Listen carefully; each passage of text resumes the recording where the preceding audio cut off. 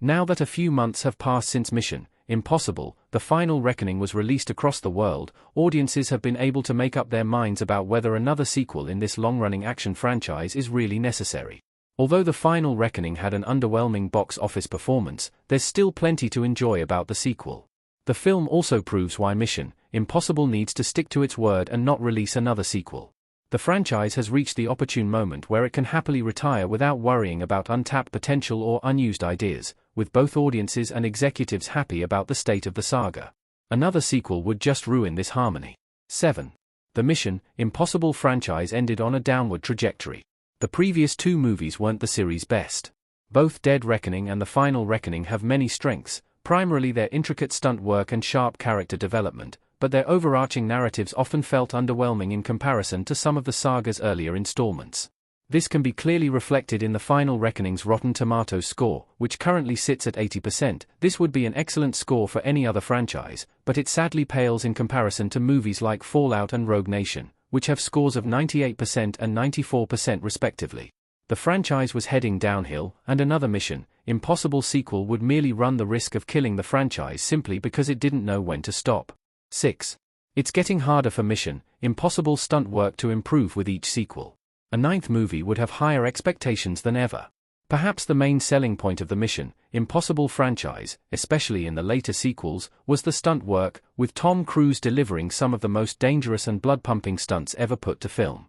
Every sequel was clearly trying to outdo the previous one and prove that there's always a next step to take. However, this obviously wouldn't have been possible forever. Given just how dangerous some of Mission Impossible set pieces have been in the past, there's only so much more danger that Cruise could take on before it starts to feel forced.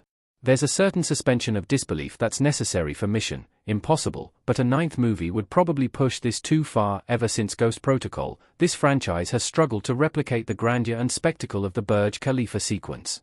Set pieces like the motorcycle freefall in Dead Reckoning and the burning parachute jump in The Final Reckoning definitely get their money's worth out of the stunts, but it certainly feels like Cruise would struggle to go any further. 5. The Final Reckoning wasn't a huge box office success. The eighth Mission Impossible movie had a dip in profit.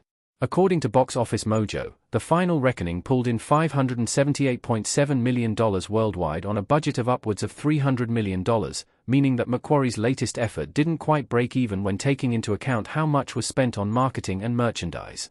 This commercial downfall is one of the biggest red flags for a long-running franchise. To compare, both Fallout and Rogue Nation managed $824 million and $710 million, respectively, proving that it's not just the critical reception that was going downhill for Mission Impossible, but the commercial one too.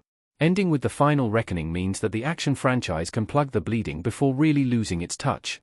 While it's true that Dead Reckoning's box office performance was hindered by COVID restrictions during production, and The Final Reckoning's budget was ballooned by several subsequent delays, this isn't quite enough to write off the commercial failure altogether.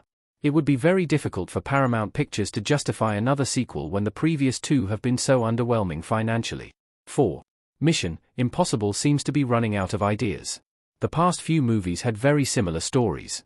It's clear that Mission Impossible's writers were having to reuse old ideas by the time the eighth movie came around. The focus on the entity was a very fun addition to the previous two sequels that admittedly helped the story feel fresh, but there were countless details in The Final Reckoning that audiences had seen before in these movies, whether that's the looming threat of nuclear war, the repeated themes of teamwork and friendship, or Ethan once again saving the day in the final act. Much of The Final Reckoning felt familiar. Macquarie did a great job of coating these repeated tropes in a fresh story, but this would have grown more and more difficult with each passing sequel. Another Mission Impossible sequel would require another international supervillain with world-ending plans, and there are only so many routes that Cruise and Macquarie could take. The franchise has used nuclear weapons so many times, and artifacts like the Rabbit's Foot have now been retconned as technological warfare, so the options for another sequel are very limited. 3. Ethan Hunt already has the perfect ending. The Final Reckoning gives Cruise's protagonist a happy conclusion. The Final Reckoning was clearly intended to be the last movie in this series, and Ethan Hunt gets a very satisfying ending that another Mission Impossible sequel would merely run the risk of ruining. Ethan becoming the entity's guardian allows him to escape death without escaping all the consequences of his actions throughout the years. Hunt is the only person trustworthy enough to look after such a powerful artifact, and the eighth installment uses this to its advantage to definitively write him out of the story. Another sequel would simply ruin Hunt's ending, retroactively making the final reckoning's conclusion effectively pointless. There have been discussions of potential Mission Impossible spin-offs or series that could focus on characters other than Ethan Hunt, but it admittedly feels like they would struggle to captivate audiences in the same way. Hunt is the crux of this story, and with his narrative effectively over, it wouldn't make sense for the franchise to continue with new characters in the spotlight. 2.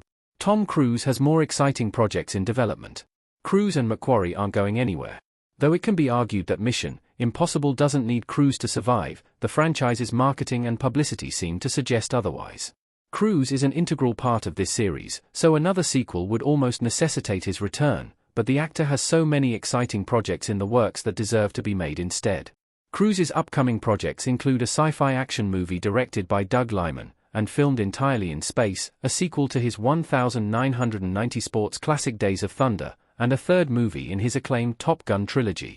These projects are filled with so much potential, whereas Mission Impossible certainly feels like it's run its course by now. The Final Reckoning was clearly marketed as the last Mission Impossible movie. There's no going back on the decision now.